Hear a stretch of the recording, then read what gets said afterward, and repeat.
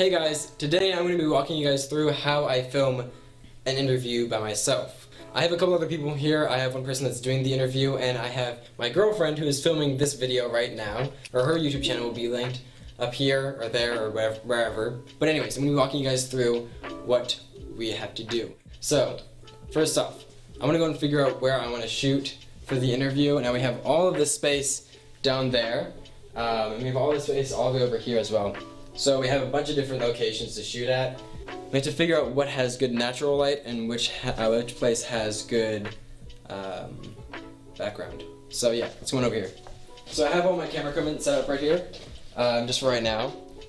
I could have her set up here, because that would give good background. I don't think that she's that tall though.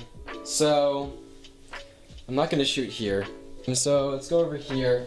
I like this place the best because it has the bookshelves. We'll probably end up removing this table. So let's go and see how this looks. This looks nice. Yeah, I think I'm gonna do it here. So I'm gonna move the table.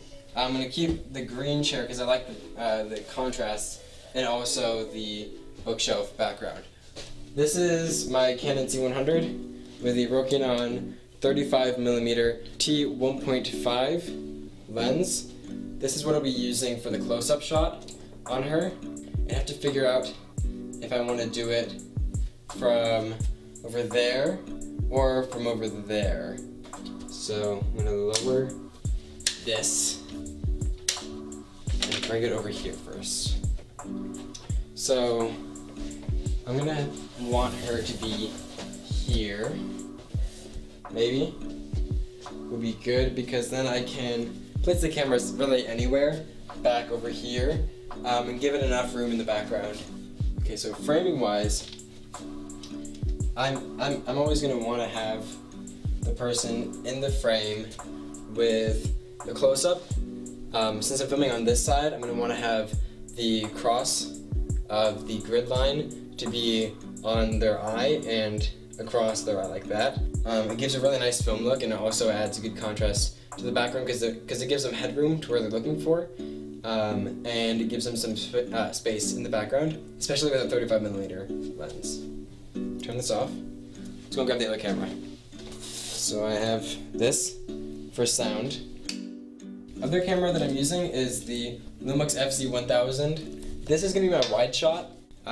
So for the second shot, I'm going to have a wide angle. So this is the wide shot.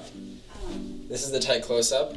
And this gives a good contrast to choose between two shots. I'm using two cameras. You don't need to use two cameras. It works either way, really. For framing on this one, I would keep this in the center. This is what I would like to have the shot look like in the end. Something like this to give a nice distance to the background.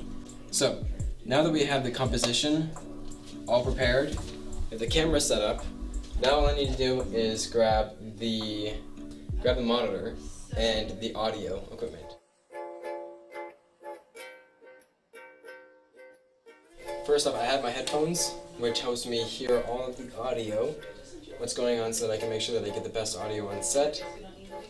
With the boom pole, I want to hold the cord, make sure that it doesn't get captured into the frame, hold it over the person, and make sure that I'm getting the best audio from them and also from the other person.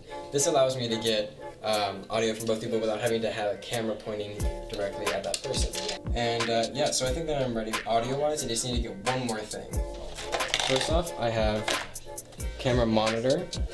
I will be using to view from the Canon C100 so that I can actually see exactly what I'm filming and make sure that it's perfect and sharp, because for that one has to be perfect and sharp, and if it's not, it doesn't look as good as it could.